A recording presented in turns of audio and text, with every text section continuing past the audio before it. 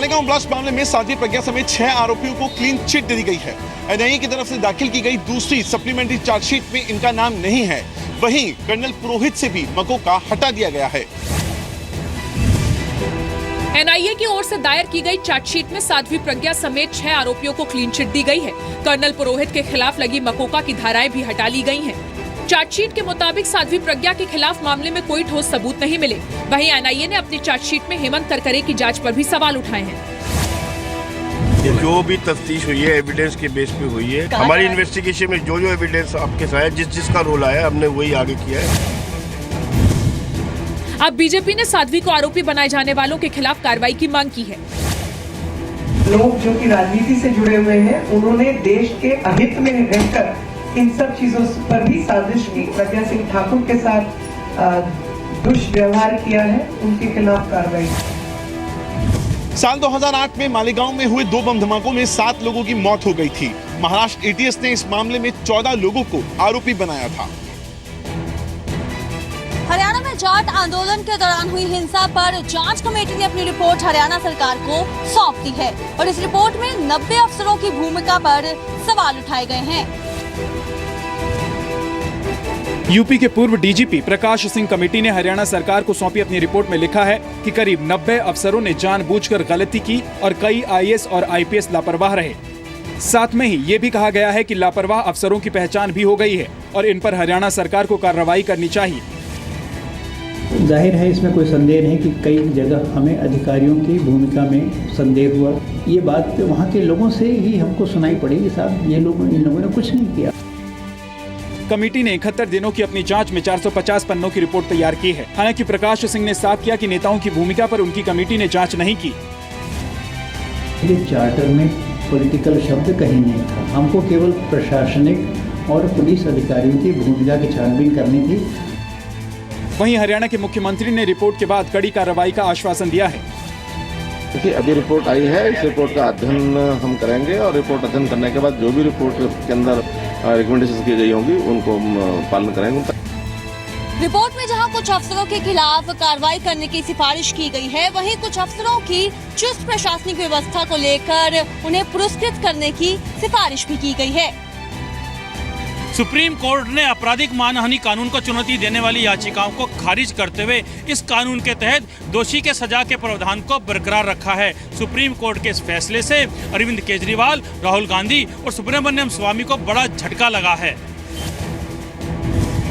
अरविंद केजरीवाल, राहुल गांधी और सुब्रमण्यम स्वामी के खिलाफ देश की कई निचली अदालतों में आपराधिक मानहानि के मुकदमे चल रहे हैं। इसके खिलाफ इन नेताओं ने सुप्रीम कोर्ट में याचिका दायर कर आपराधिक मानहानि की दफाओं को रद्द करने की मांग की थी, लेकिन अदालत ने कहा कि अभिव्यक्ति की आजादी सभी का हक है, लेकिन संविधान इस बात की किसी को इजाजत नहीं देता कि वो बिना किसी सबूत के किसी पर लांछन लगाए और बदनाम करे। अगर ये पॉलिटिशियंस वगैरह जो भी हैं, अगर ये अपनी जुबान पर काबू नहीं पा सकते तो लिहाजा क्रिमिनल प्रोसीडिंग होंगी।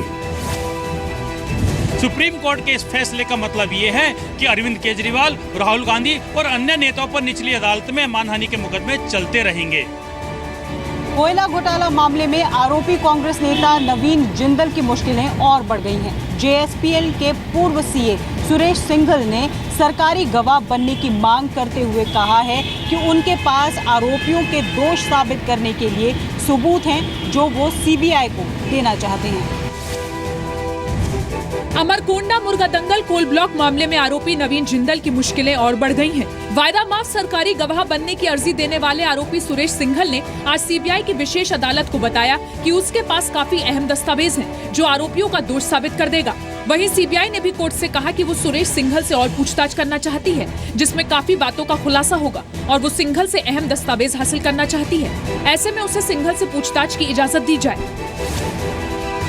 सीबीआई की विशेष अदालत में अगली सुनवाई 20 मई को होगी। आध्यात्मिक गुरु और संत निरंकारी मिशन के प्रमुख बाबा हरदेव सिंह की कनाडा के मॉन्ट्रियल में एक सड़क हादसे दौरान मृत्यु हो गई। बाबा हरदेव सिंह 25 अप्रैल को दिल्ली से न्यूयॉर्क के लिए रवाना हुए और वहीं से कनाडा पहुंचे थे। बाबा हरदेव सिंह और उनके 2 दामाद न्यूयॉर्क से कनाडा के मॉन्ट्रियल जा रहे थे। उसी दौरान तेज रफ्तार के कारण कार पलट गई। हादसे के वक्त कार की रफ्तार 200 से 300 किलोमीटर थी। हादसे में हरदेव सिंह के अलावा उनके एक दामाद अवनीत की भी मौत हो गई, जबकि उनका दूसरा दामाद घायल हो गया। हालांकि वो खतरे से बाहर है। न्यूयॉर्क से मॉनिट्रियल की दूरी महज 2 घंटे की है, इसीलिए बाबा सड़क के रास्ते जा रहे थे। बाबा की मौत के बाद देश विदेश में उन्हें मानने वालों में शोक की लहर है। निरंकारी मिशन ने श्रद्धालुओं से धैर्य रखने की अपील की है। बाबा हरदेव सिंह को 1980 में संत निरंकारी मिशन के तत्कालीन प्रमुख और उनके पिता की हत्या के बाद मिशन प्रमुख बनाया गया था। बजट सत्र के आखिरी दिन आज राज्यसभा में सांसदों को विदाई दी गई। इस मौके पर प्रधानमंत्री नरेंद्र मोदी ने कहा कि यदि जीएसटी बिल पास हो जाता तो फेयरवेल और बेहतर होता। प्रधानमंत्री नरेंद्र मोदी ने राज्यसभा से रिटायर हो रहे सांसदों को शुभकामनाएं दी। पीएम ने उनके योगदान को याद रखने की बात कही। हालांकि इस मौके पर वो ये कहना नहीं भूले कि अगर उनके रहते जीएसटी बिल पास हो जाता तो उनका फेयरवेल और बेहतरीन होता। अच्छा होता, आपके रहते,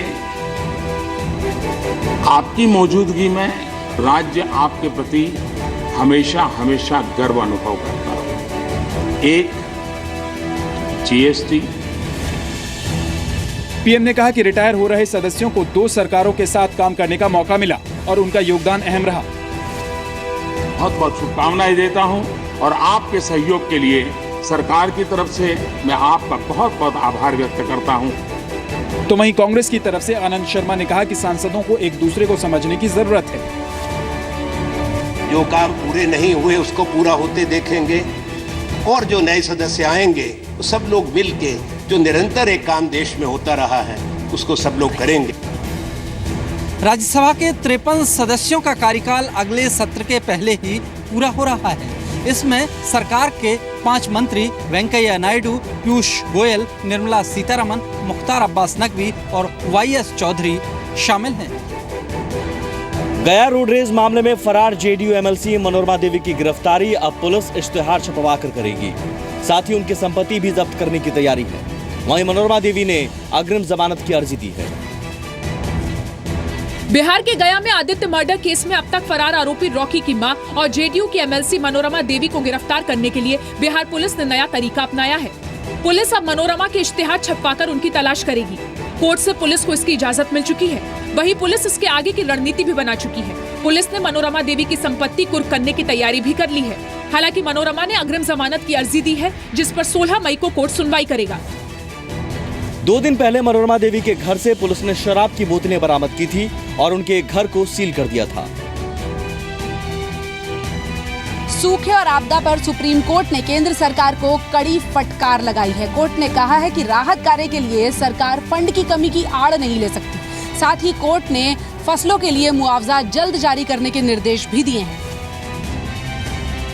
सुप्रीम कोर्ट ने सूखा संकट और मनरेगा में दायर पिटीशन पर सुनवाई के दौरान केंद्र सरकार पर तीखा कमेंट किया। सुप्रीम कोर्ट ने कहा कि केंद्र सरकार ने सोशल जस्टिस को खिड़की से बाहर फेंक दिया है। साथ ही कोर्ट ने कहा कि हम किसी शख्स को बिना समय पर मजदूरी दिए काम क्यों कराना चाहते हैं। कोर्ट ने यह भी कहा कि मौजूदा सिस्टम में कई तरह से किसानों की मदद की जा सकती है। सुप्रीम कोर्ट ने राज्यों से जॉब गारंटी और मिड डे मील जैसी स्कीम को सही तरीके से लागू करने को कहा है। कोर्ट ने कहा कि सूखा प्रभावित इलाकों में गर्मी की छुट्टियों के दौरान भी मिड डे मील दिया जाना चाहिए। कोर्ट ने राज्यों को जल्द से जल्द डिजास्टर मैनेजमेंट के लिए फंड देने की बात भी कही। सूखे को लेकर सुप्रीम कोर्ट का सख्त रवैया साफ नजर आ रहा है। इससे पहले भी वो इस मुद्दे पर केंद्र सरकार को फटकार लगा चुकी है। यूपी के हाथरस में एक कॉलेज में जाति के आधार पर बच्चों को सेक्शन में बांटा गया है। मामले के तूल पकड़ने पर प्रिंसिपल को हटा दिया गया है। यूपी के हाथरस के बांग्ला इंटर कॉलेज में बच्चों के सेक्शन उनकी जाति के आधार पर बांटने का मामला सामने आया है। यहाँ 9वीं की क्लास के ए सेक्शन में जनरल बच्चे, बी सेक्शन में ओबीसी कैटेगरी के बच्चे, जबकि सी सेक्शन में शेड्यूल कास्ट कैटेगरी के बच्चे पढ़ाई करते थे। हालांकि इस बारे में जब प्रिंसिपल से पूछा गया तो उन्होंने साफ इनकार कर दिया। निराधार रह सकते हैं और हमने इस प्रकार का कोई भेदभाव नहीं किया है। कुछ टीचर और छात्रों की शिकायत के बाद प्रिंसिपल को हटा दिया गया है। कई क्लास टीचर्स को भी हटाया गया। इसको प्रथम दृष्टया संज्ञान में लेते हुए कि इन्होंने कोई भेदभाव प्रवेश दिलाने में किया हैगा, इसलिए हम लोगों ने इनको हटा दिया है पद से। अब तक सिर्फ राजनीति तक सीमित रहने वाला ये जातिगत भेदभाव अब शिक्षा तक पहुंच गया है, जो कि वाकई शर्मनाक है। राजस्थान के कोटा में छात्रों के 2 गुटों की भिड़ंत में बिहार के एक छात्र की मौत। पुलिस ने कार्रवाई करते हुए 3 छात्रों को लिया हिरासत में। वारदात कोटा के महावीर नगर की है। बिहार के नवादा में रहने वाला सत्यप्रकाश और प्रिंस करीब 8:30 बजे मेस पर खाना खा रहा था। तभी करीब 100 से 125 लड़कों ने उस पर चाकुओं और सरिये से हमला कर दिया। गंभीर हालत में सत्यप्रकाश को अस्पताल ले जाया गया, जहां उसने दम तोड़ दिया। संदीप ने सत्यप्रकाश को बचाने की कोशिश की तो लड़कों ने उसे भी पीटा। संदीप अस्पताल में भर्ती है। वहाँ देखा तो हमने कुछ लड़के 30-40 लड़के मिलकर के एक लड़के को बहुत बुरी तरह से पीट रहे हैं, बहुत बुरी तरह से मार रहे हैं और चिल्लाहट हो रही है और दहशत का माहौल है। पुलिस ने अब तक 6 लोगों को हिरासत में लिया है। साथ ही पुलिस इसे क्षेत्रवाद और वर्चस्व की लड़ाई बता रही है कि छात्रों के आपसी जो क्षेत्रीय वर्चस्व है उसकी बात को लेकर इनके बीच में विवाद हुआ। सत्यप्रकाश की मौत के बाद नवादा में उसके घर पर मातम का माहौल है। कोई मतलब कि उसके फ्रेंड कॉल किए, उसके बाद बोले कि प्रिंस राज का झगड़ा हुआ है और प्रेम को चाकू ठोक दिया है। इस मामले में सवाल पुलिस पर भी उठ रहे हैं। कई चश्मदीदों का कहना है कि वो छात्रों को बचाने के लिए हमलावरों से जा भिड़े, लेकिन पुलिस तमाशा देखती रही।